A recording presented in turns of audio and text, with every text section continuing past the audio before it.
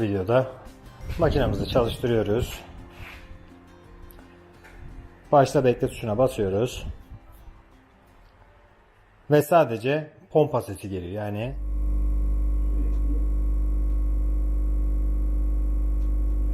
sürekli bu sesi alıyoruz. Bu sesi aldığınızda arkadaşlar bulaşık makinesinin altına su geçmiş demektir. Bulaşık makinenizi kapatın. Fişini çekin arkadaşlar. Makinenin arkadaşlar su bağlantısını kesin ve su hortumundan çıkarın. Çünkü bu işlemi yapabilmeniz için makineyi arkaya doğru yatırmanız gerekecek arkadaşlar. Sadece makineyi arkaya doğru yatırın.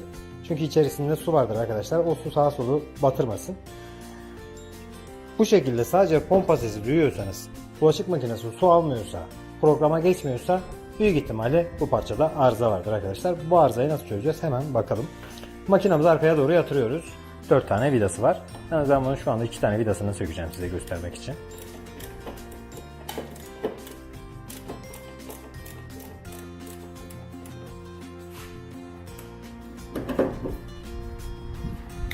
Vidayı söktükten sonra arkadaşlar burayı şöyle bir açıyoruz.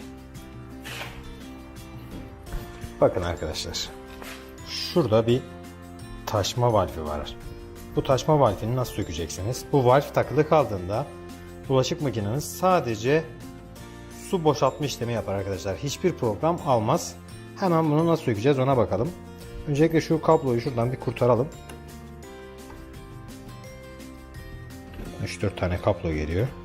Burası soketli arkadaşlar. Hemen alta baktığımızda şurada bir geçme yeri var arkadaşlar. Bu geçme yerine aşağıya doğru çekip şöyle şuradan içeriye doğru ittiğimizde taşma valfi kurtuluyor. Taşma valfi kurtulduğunda şu şekilde dışarıya çıkabilir arkadaşlar. Burada da bir şöyle su geldiğinde arkadaşlar burada bir köpük var. Şu köpük. Su geldiğinde bu yukarıya doğru kalkıyor. Bu yukarıya doğru kalktığında makine otomatik olarak diyor ki tabanda su var. Tabana su inmiş. Makine su kaçırıyor. Ben makinenin sadece pompasını çalıştırayım.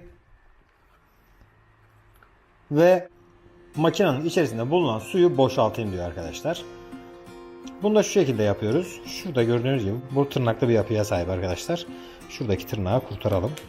Şu şekilde. Bunu açacağız. Evet.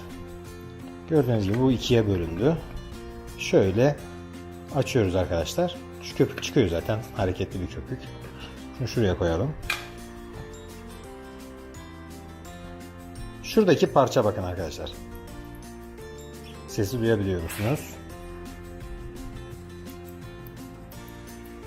Bu yukarıya kalktığında, köpük bunu yukarıya kaldırdığında makineniz sadece ve sadece arkadaşlar pompa çalıştırır. Bunu da değiştirmek için şuradan alttan hemen kaldırıyoruz. Altına tornavidamızı attık. Şuradan kurtarıyoruz. Şöyle şuradan çıkarıyoruz arkadaşlar. Parçamız bu. Gördüğünüz gibi bu parça sağlam değilse, ki sağlam değil arkadaşlar, gördüğünüz gibi